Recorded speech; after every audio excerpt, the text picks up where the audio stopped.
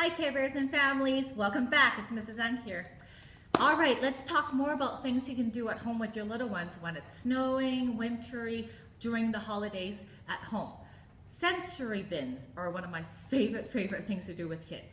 Yes, they could be messy, they could be noisy, they could be loud, but they are a lot of fun. And they could be really easy to prepare too.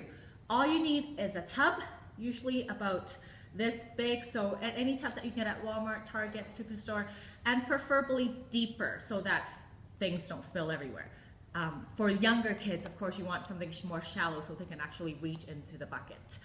You can put just about anything. Sensory means all of our senses. So sense of sight, hearing, touch, smell, and taste. You can basically put anything in there and you can call it a sensory bin.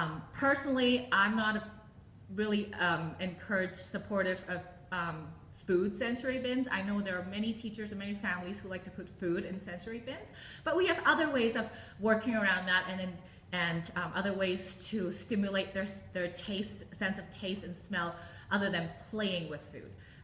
Just personally, I don't think it's a really environmental or good thing to do to waste food. But some of the things that you can put in there include marbles, beans, dried beans. You can always bake them back so you can use them again, or the beans that you use to bake pie shells. You can always use blocks, just about anything that's small that you can fill the tub with. You can use water, different temperature water. That's really fun. You can put some soap in the water to make it foamy, make it bubbly.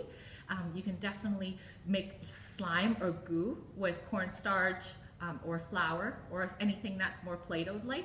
Sometimes I like to put Play-Doh in a big tub too so they can just play with it and the Play-Doh won't get everywhere. And that's a really good tip for you too. And all you have to do is close up that bin or throw away the Play-Doh and you're good to go. Other things that will entice their smell, you can put pine cones. During the winter time, you can bring some snow from outside and then you play with it, and when it's done, you can dump it away.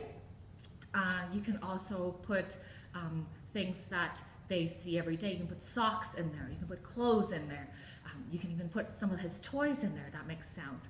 You can put things that you cook with, so Ladles and chopsticks or spoons, so anything that's safe for them to play with.